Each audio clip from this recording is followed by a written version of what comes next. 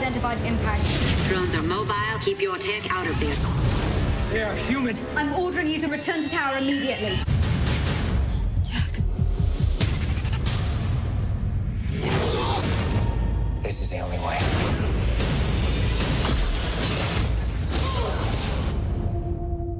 When Joe Kosinski, the director, first told me about Oblivion, you know, he had this graphic novel, but that was a story that he wanted to tell. It's very much the same story, but obviously it grew. You know, we were exploring different things with the characters, and Andrew Riceborough, who plays Vika, Olga Karlenko, you know, Julia.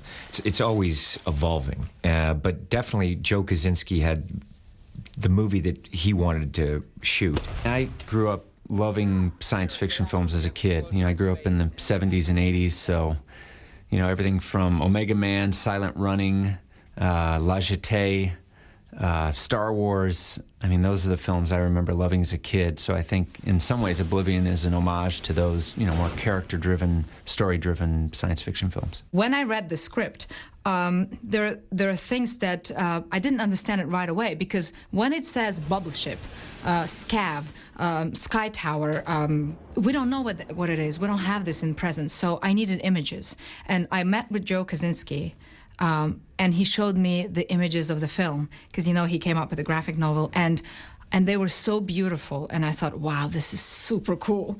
I want to be part of this movie. Systems are green. You're cleared. Be careful out there. Always am. No, you're not. You're right. Gotta work on that. 2 more weeks, Jack, and we can finally leave and join the others. Don't take any chances. The character, basically, Jack Harper's, you know, although it's 2077, he's a blue-collar guy. You know, he flies in a cool spaceship down to Earth, but he's a drone repairman. And he starts out in one place and then ends up going on this personal, epic journey. And there's these extraordinary twists and turns, epic twists in the film, all the way up until the final frame. Doesn't seem right. We won the war. Now we have to leave. The story turns all the time, and you will never predict where it's going. Apart from all of that, it was quite human, and it had a beautiful romantic story, which is very important. Well, for me, as a girl, I like, you know, it's fun when things blow up, but it's also nice to watch a love story. Tower, we have got survivors. There are 4. Check it. 5 survivors. They are human.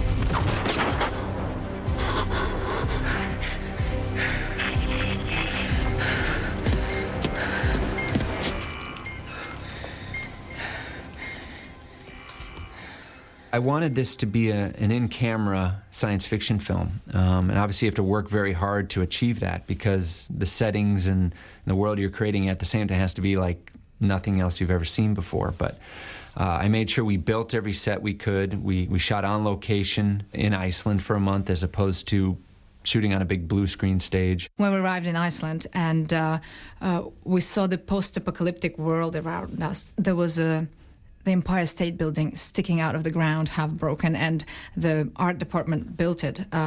So we didn't have to imagine things. It was there. It felt very real. He wanted as practical as possible for the actors and for the characters, and he wants to immerse the audience in this world. We used front projection techniques rather than blue screen around the Sky Tower, which was something Stanley Kubrick used at the opening section of 2001. We used a much more high-tech version of it, obviously, but it creates a lighting effect and an immersive quality. When he showed me the Sky Tower and how he wanted to shoot it, it's something that he'd been working on for many years, this kind of technique, and he went atop a volcano in Hawaii and photographed cloud formations, all for weeks, night and day, sunrise, sunsets, stars. And then when we were shooting on the Sky Tower, we had massive screens around the set, and he projected the cloud formations onto these screens, and that's how he lit the set. So first, it was the most beautiful set I've ever been on in my life. And when you're on top of that, you know, for the audience, when they're seeing it, they're really in the clouds. That's just one aspect of, you know, I think what Joe Kosinski's done. He's a world creator. I'm still an effective team. No, we're not an effective team.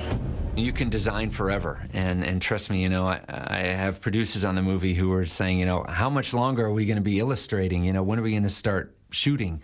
But you need to do that in science fiction. You are creating worlds. And then, when you get to build it, it's always fun to actually be able to walk into your creation that day of shooting. This movie's just cool. His aesthetic it's so beautiful. It has a haunting, romantic element, quality to the film. I mean, the design of the bubble ship, I did consult with a panel of scientists at the beginning of the film, just to kind of make sure everything is rooted in science, the technology feels real. But, also the design of the bubble ship, I wanted something that is, for an audience, allows you to feel like you're in the ship with Tom. So that big glass bubble was really done, so that we could experience what it's like to fly over Earth 70 years from now and feel like you're sitting next to him. The bubble ship, the style of the Sky Tower. We call it the bubble bike, but it's the motorcycle that I drive down there. The cool laser gun that I get to shoot. All that stuff was Joe Kosinski's, and the essence of the story is very much Joe Kosinski. Any movie is kind of a miracle that gets made. There's thousands of screenplays written every year, and there's only a select few movies that get to be built, particularly at this level, this scale. Obviously, I knew a movie like this had to have a movie star at the center of it in order to get it made, and also a tremendous actor, because the movie has so many different elements. It's not just an action film. It's got drama, it's got romance, it's got a mystery, and with Tom, you get both. You get a big movie star, but I think also, sometimes people forget you get an amazing actor as well, and you need someone like that to pull this film off.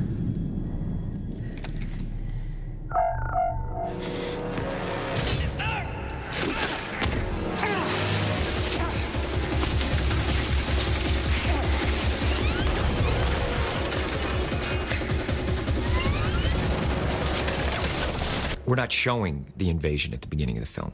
It's just, we have an alien, they've seen that. And then the story kind of deconstructs in a manner that, if the audience hasn't read a bunch about it, they're going to be like, they're going to be stunned. But then also looking at the film so that when people see it a second time, it's like the first time you hear the story or read the script, the second recounting of it, the second time seeing the film, it actually has a whole different kind of emotional experience for the audience, where I've shown the film to friends, I don't tell them anything, and then you go through it and then they see it again. It's kind of a film that that keeps giving. If you work on a mysterious character, and which you can't reveal right away from the first appearance on screen, it's an interesting thing to work on, because you have to kind of uncover it as you go. Do you remember her?